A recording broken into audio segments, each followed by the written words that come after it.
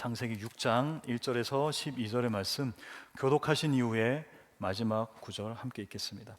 사람이 땅 위에 번성하기 시작할 때 그들에게서 딸들이 나니 하나님의 아들들이 사람의 딸들의 아름다움을 보고 자기들이 좋아하는 모든 여자를 아내로 삼는지라. 여호와께서 이르시되 나의 영이 영원히 사람과 함께하지 아니하리니 이는 그들이 육신이 됨이라. 그러나 그들의 날은 120년이 되리라 하시니라. 당시에 땅에는 네피림이 있었고 그 후에도 하나님의 아들들이 사람의 딸들에게로 들어와 자식을 낳았으니 그들은 용사라 고대 명성이 있는 사람들이었더라. 여호와께서 사람의 죄악이 세상에 가득함과 그의 마음으로 생각하는 모든 계획이 항상 악할 뿐임을 보시고 한탄하사 마음에 근심하시고 이르시되 내가 창조한 사람을 내가 지면에서 쓸어버리되 사람으로부터 가축과 기는 것과 공중의 새까지 그리하리니 이는 내가 그것들을 지었음을 한탄함이니라 하시니라. 그러나 노아는 여호와께 은혜를 입었더라. 이것이 노아의 족본이라. 노아는 의인이요 당대의 완전한 자라. 그는 하나님과 동행하였음에 셈과 함과 야벳이라. 그때 온 땅이 하나님 앞에 부패하여 포악함이 땅에 가득한지라. 하나님이 보신즉 땅이 부패하였으니 이는 땅에서 모든 혈육 있는 자의 행위가 부패함이었더라. 아멘. 네, 자리에 앉으십니다. 예배로 말씀이 임하다라는 제목으로 함께 말씀 나누도록 하겠습니다. 제가 한 15년, 또 16년 정도의 16년 이제 17년째네요. 목회 사역을 하면서 제 나름의 목회를 정리하는 한 문장이 있습니다. 그 문장은 이것입니다. 한번 따라해 주시죠. 예배로 말씀이 임하고 속으로 불어 말씀을 나누고 삶에서 말씀을 전한다. 네, 다시 한 번 더요. 예배로 말씀이 임하고 소그룹으로 말씀을 나누며 삶에서 말씀을 전한다. 이게 사실 성경에서 이야기하는 거의 핵심이기도 합니다. 그리고 저도 사역을 하다 보니 이게 너무 중요하구나. 쌀로 밥 짓는 이야기 아닌가? 당연한 얘기 아닌가 싶은데 이게 안 되면 우리의 신앙이 흔들리더라고요. 그래서 이번 한 달 동안 4주 동안에 이 문장을 중심으로 해서 특별히 오늘은 예배로 말씀이 임하다라는 제목으로 함께 말씀을 나눌 겁니다. 여러분, 오늘 본문은 우리가 잘 아시는 노아 홍수의 이야기입니다. 하나님께서 심판을 하시죠.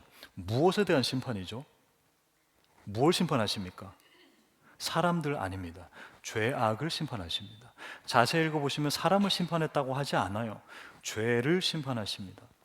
그 상황이 어떠했는지를, 그 심판하시기 전에 세상은 어떠했는지를 1절에서 이야기해 줍니다.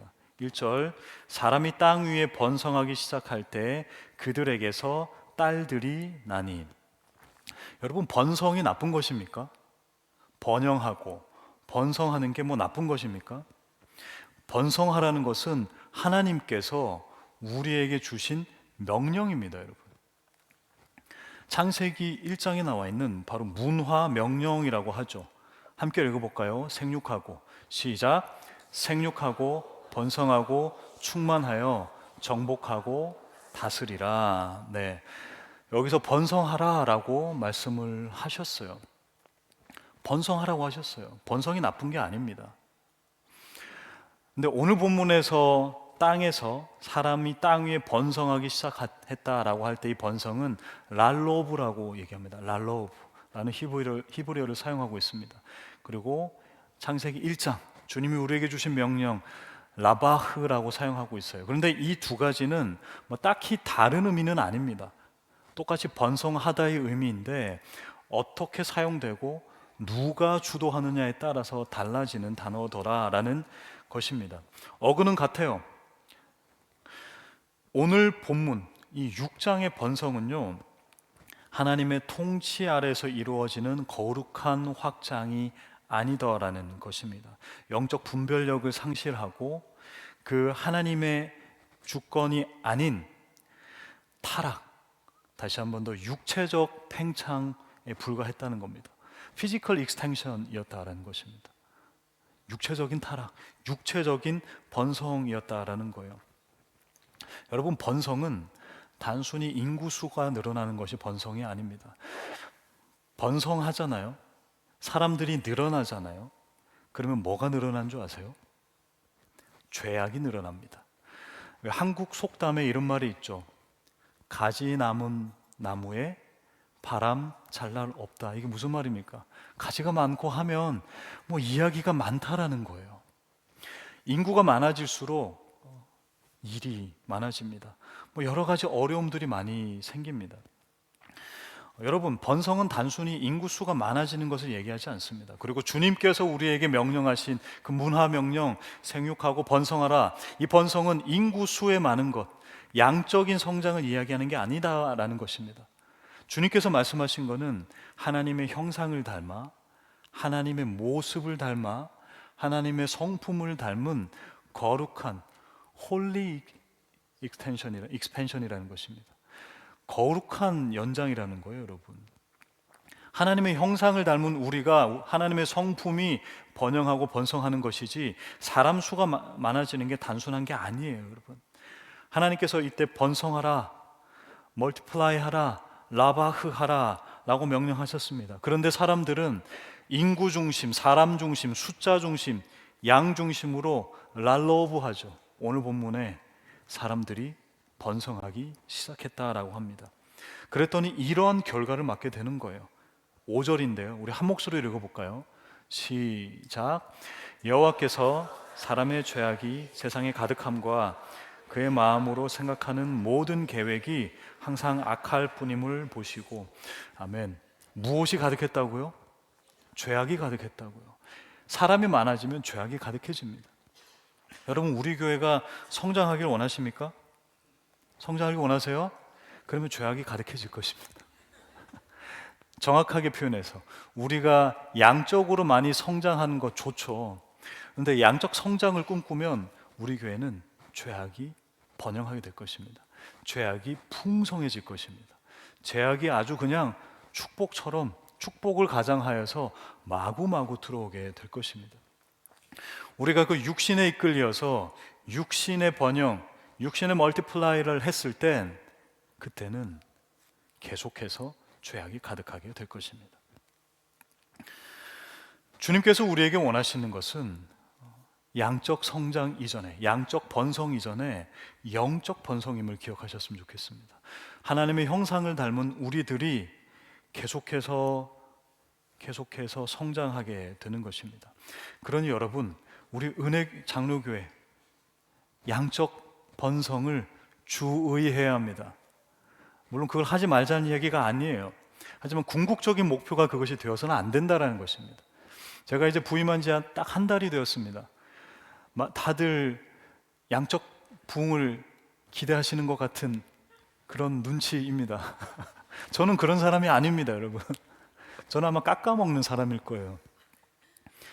하지만 저는 주님 앞에 영적으로 성장하고 싶은 욕심이 있습니다. 우리 교회도 그렇게 됐으면 좋겠습니다. 만약에 주님께서 양적으로 멀티플라이를 해주셨어요.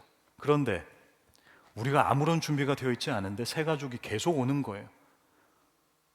우리가 그분들을 감당할 수 있을까요? 그분들이 과연 우리를 보면 환대라고 느낄까요? 아니요. 오히려 소문난 잔치에 먹을 것 없다 하며 상처받고 돌아서실 것입니다. 그러기에 우리가 집중해야 될 것은 여러분, 양적 번영이 아닙니다. 양적 번성이 아닙니다. 영적 번성이라고요. 그것이 뒷받침되면 오지 마라 해도 그것을 하고 싶고 그렇게 되고 싶은 성도님들이 이 교회를, 이 공동체를 찾게 될 것이다 라는 것입니다. 그러니 여러분, 우리가 제대로 성숙해야 한다는 것입니다. 문화명령 번성하라고 했지만 사실 이 번성하라 이 앞에 뭐라고 얘기하고 있죠? 처음이 아니죠. 뭐예요? 처음이 생육하고입니다. 생육하다란 말이 무슨 말이죠? 생육하는 게 뭘까요, 여러분? 영어로 be fruit입니다. be fruit, 열매 맺어라 라고 얘기하고 있습니다. 열매 맺고 뭐 해라? 멀티플라이 해라. 자, 이 순서는 너무나도 중요한 것입니다. 왜요? 열매 맺지 않은 상태로 나무로 비유해 보겠습니다. 과실, 열매가 아무것도 없는 상태에서 나무만 많은 거예요. 그러면 안 되는 거예요. 열매를 맺은 상태에서 나무가 멀티플라이 해야 되는 겁니다. 번성하고 라바흐 해야 한다라는 것입니다. 그때 진짜 하나님의 형상이 계속해서 확장되고 멀티플라이 할 수 있다라는 겁니다. 그러니 여러분, 하나님의 형상을 절대 포기하지 마십시오. 죄악된 모습을 끊어내십시오. 죄악의 번성을 허용하지 마시라는 거예요. 그러기 위해서는 하나님의 형상 닮은 우리라는 사실을 계속해서 기억하고 고백을 해야 된다는 겁니다. 열매 맺으시고 번성하시는 저와 여러분 다 되시기를 주님의 이름으로 축원드립니다. 2절에서 조금 더 구체적인 죄의 모습이 드러나는데요, 그 과정들을 보여줍니다. 우리 2절 한 목소리로 읽겠습니다. 2절 시작.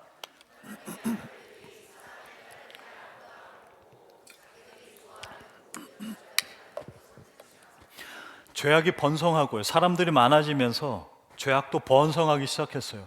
그 결과와 그 상황이 무엇인가라고 했을 때 그 구체적인 과정이 하나님의 아들들이 사람들의 딸들과 함께 했다.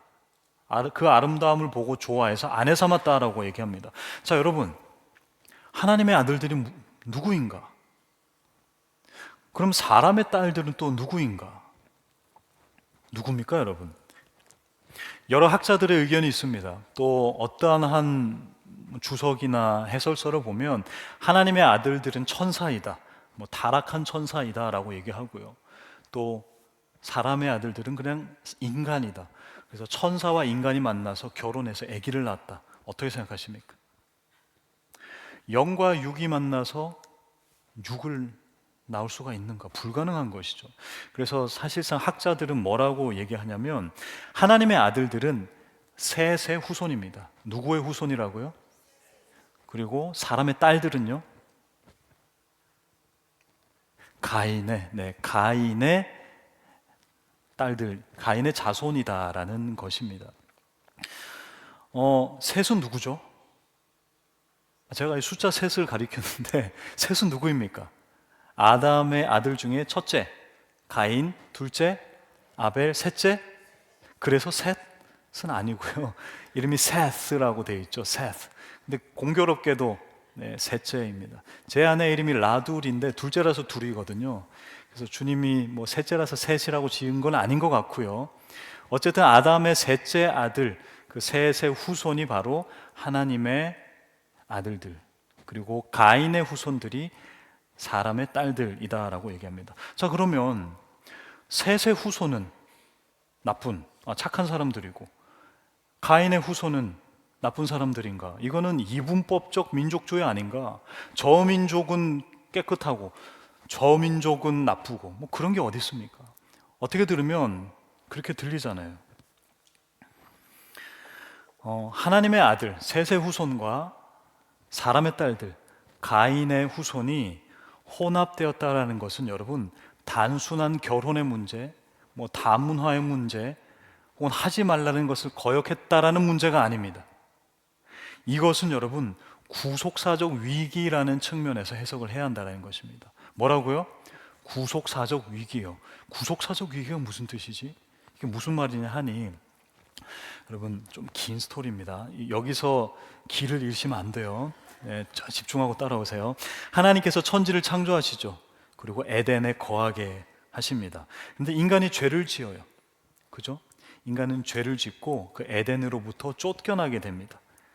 그리고 그 죄의 씨앗을 삼아서 가인은 그의 동생 아벨을 죽이죠. 첫 살인이 일어납니다. 가인은 그 직후, 살인 직후 이 행동을 합니다. 창세기 4장 16절인데요.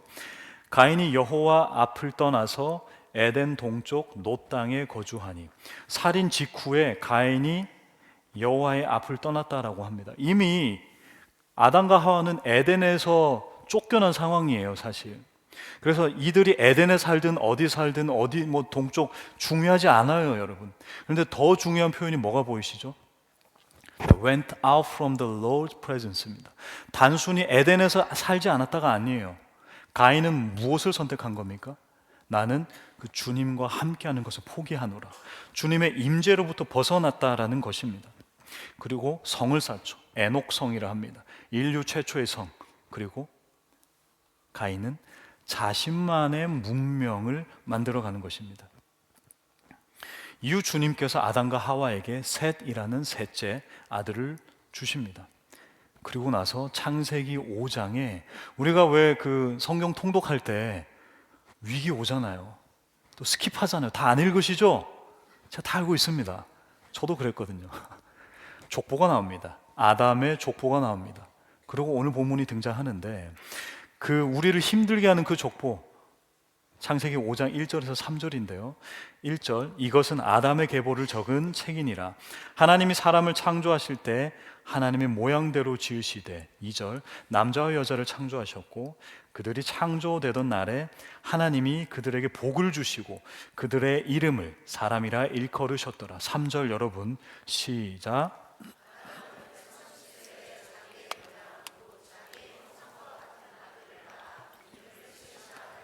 네, 이 아담이 하나님이 아닌 자기의 형상, 물론 하나님의 형상을 닮은 것과 같이 여기시는 거죠.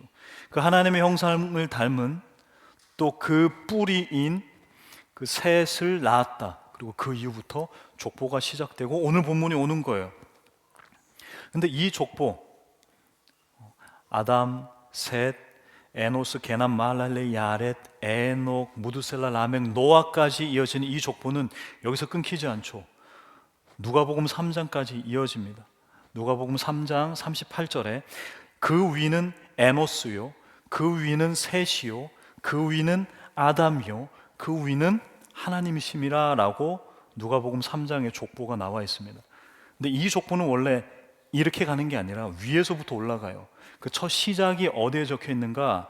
누가복음 3장 23절인데요. 우리 한 목소리로 한번 같이 읽겠습니다. 시작. 예수께서 가르치심을 시작하실 때 30세쯤 되시니라. 사람들이 아는 대로 요셉의 아들이니 요셉의 위는 헬리요. 이 헬리부터 시작해서 금방 읽으신 23절까지 에노스, 셋, 아담, 그 위는 하나님이다라고 얘기하고 있습니다. 자, 그러면 다시 본문으로 돌아와서 아까 했던 그 질문, 잊혀지면 안 되는 그 질문, 과연 셋의 후손은 착한 사람들이고 가인의 후손은 나쁜 사람들인가? 이분법적 민족주의 아닌가? 이 사람들 저 사람들 나누는 게 아닌가? 이거에 대한 해답을 제가 뭐라고 드렸죠? 구속사적 위기라는 겁니다. 왜요? 주님께서는 이 셋을 통해서, 이 셋의 혈통을 통해서 누가복음 3장 그 족보를 통해 어디까지? 누구까지? 예수 그리스도까지 흘려보내려 하셨던 것입니다.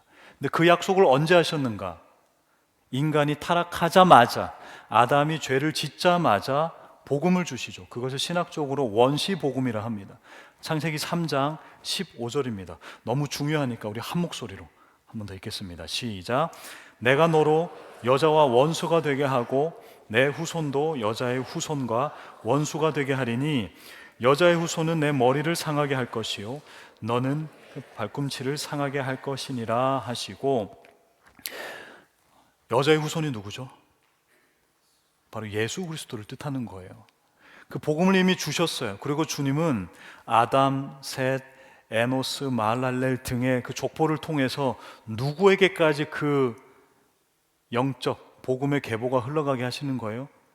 구원의 역사, 구속사를 예수 그리스도까지 흘려보내실 계획을 하시고 복음을 주신 거예요. 그런데 그 셋의 자녀 속에 누구의 자녀와 혼합이 된다고요? 아담의 자녀가 혼합이 되는 겁니다. 이거는 단순한 문화와 문화의 만남이 아니라니까요. 혈통의 단순한 흐트러짐이 아닙니다, 여러분. 뭐라고요? 구속사적 위기.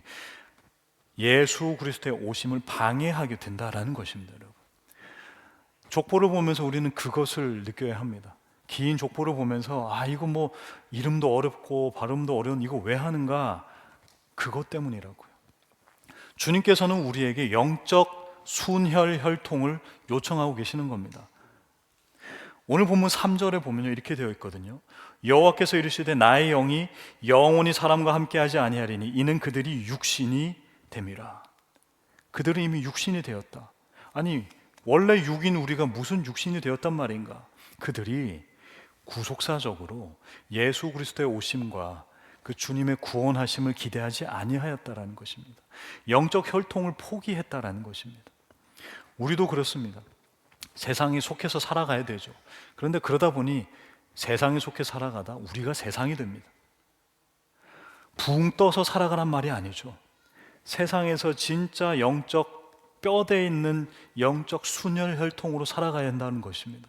그 영적 순혈 혈통, 오늘 찬양 첫 고백했던 것처럼 무슨 피요? 누구의 피요? 바로 예수 그리스도의 피, 그것으로 살아가야 한다는 것입니다. 세상은 그 피 안 좋아, 그 피 별로야 라고 얘기해요. 그 혈통 별로야 라고 얘기합니다. 하지만 세상은 계속해서 육적 힘이 최고라고 얘기합니다. 본문에서 이어지는 4절에 네피림이 나오거든요. 이 네피림은 뭐 피지컬이 좋은, 등발 좋은 뭐 그것을 뜻하는 게 아닙니다. 용사라고 얘기하고 있는데 그 말은 뭐냐면 세상이 누가 지배하고 있다? 세상을 힘센 사람, 폭력적인 사람, 육체가 큰 사람, 그 폭력의 시대를 의미하고 있는 것입니다. 노아 홍수, 네, 홍수 맞죠? 그리고 심판 맞습니다. 그런데 여러분, 노아 홍수, 물로 홍수가 가득했던 그 시기 이전에 이미 이 홍수가 있었습니다.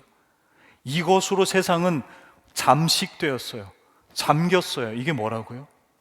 네피림, 폭력, 힘이 지배하는 그 세상의 논리가 이미 홍수로 가득 찼다는 것입니다.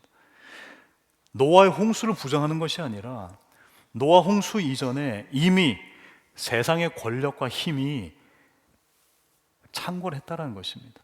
많이 가득 찼다라는 것입니다. 저희 이야기가 아닙니다.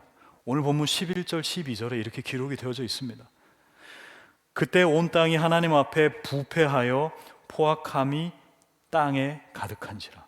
하나님이 보신즉 땅이 부패하였으니 이는 땅에서 모든 혈육 있는 자의 행위가 부패함이었더라.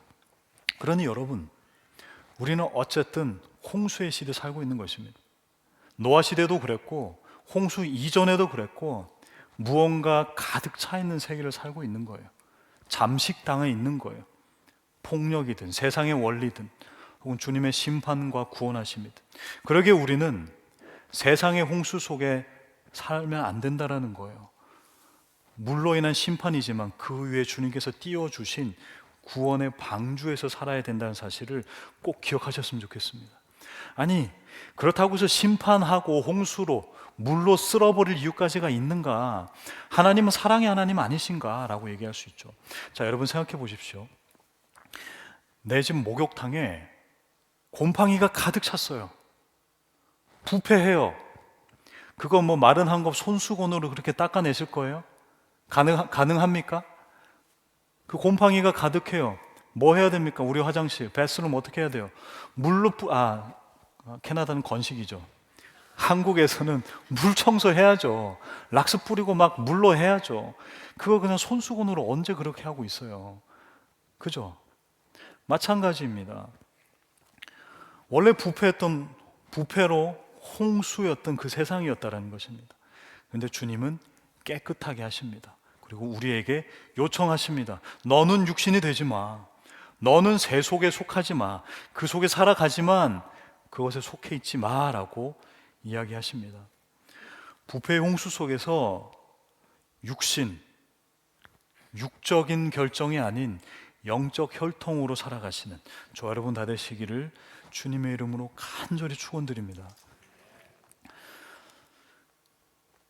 이 홍수의 세대 속에서 정말 가득 찬 그 부패의 세계 속에서 힘이 지배하며 네피림이 최고다라고, 그것이 권력이다라고 하는 그 세계 속에서, 그 홍수 속에서 주님께서 한 사람을 부르십니다. 9절에 이것이 노아의 족본이라 노아는 의인이요 당대 완전한 자라 그는 하나님과 동행하였으며. 여러분, 노아는 완전한 자였다라고 평가받습니다. 여러분, 그런 사람이 되고 싶죠? 완전한 자가 되고 싶죠? 네, 되고 싶죠. 제가 그 방법을 알려드릴게요. 저도 되고 싶은데 그 방법은 바로 8절입니다. 우리 한 목소리로 읽겠습니다. 시작. 그러나 노아는 여호와께 은혜를 입었더라. 아멘. 이 순서를 정확하게 해야 되는 거예요. 완전해지고 싶으세요? 그 이전에 은혜를 입어야 됩니다. 우리의 구원도 마찬가지죠. 내가 완전해서 구원받는 거 아니죠. 내가 잘해서 구원받는 거 아니죠. 우리가 뭐 해야지 구원받아요? 은혜 받으면, 주님의 전적인 은혜, 완전 100% 은혜가 있어야 우리는 구원, 하나님의 자녀됨을 누릴 수 있다는 것입니다. 노아도 마찬가지였어요. 아니, 완전했겠습니까? 우리 나중에도 보겠지만 노아는 불완전한 사람이에요. 우리랑 똑같은 사람이라고요. 그런데 그런 그가 완전하다라고 칭함받고 평가받을 수 있었던 것, 바로 그러나 노아는 여호와께 은혜를 입었더라.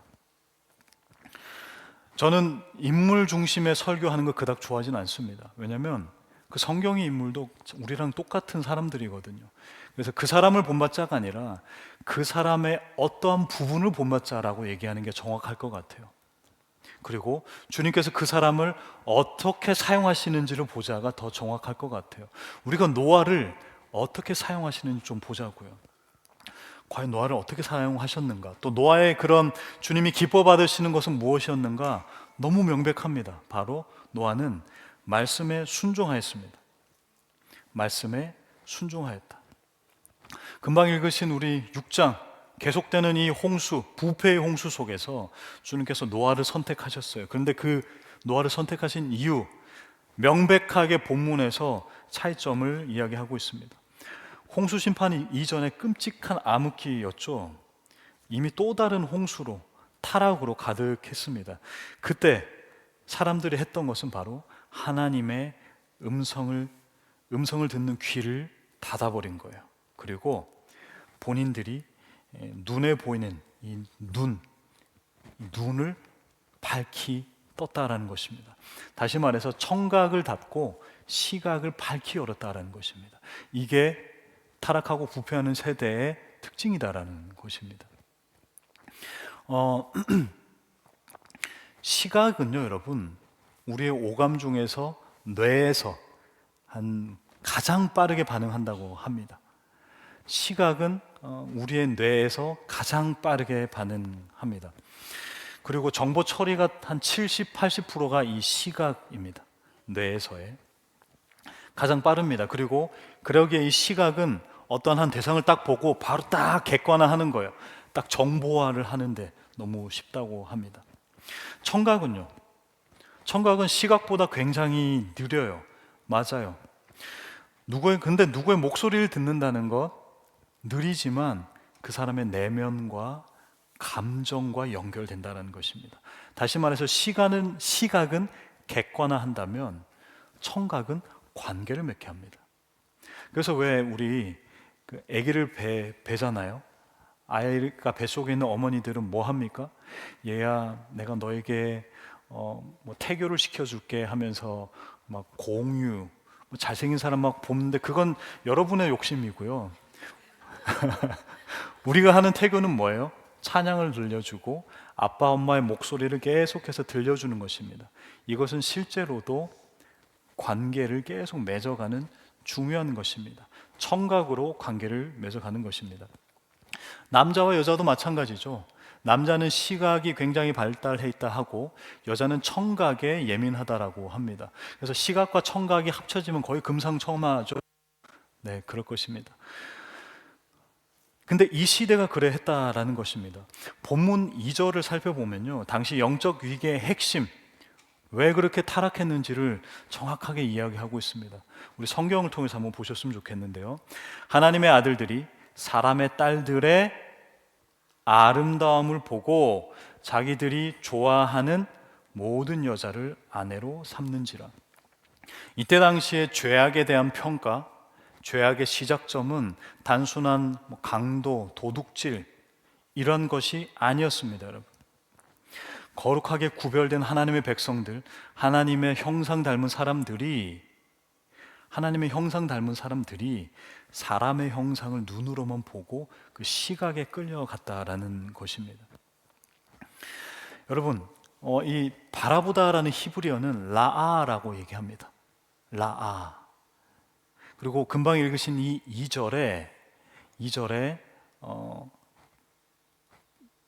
그들이 좋아하는 대로 자기들이 좋아하는 이건 토브입니다.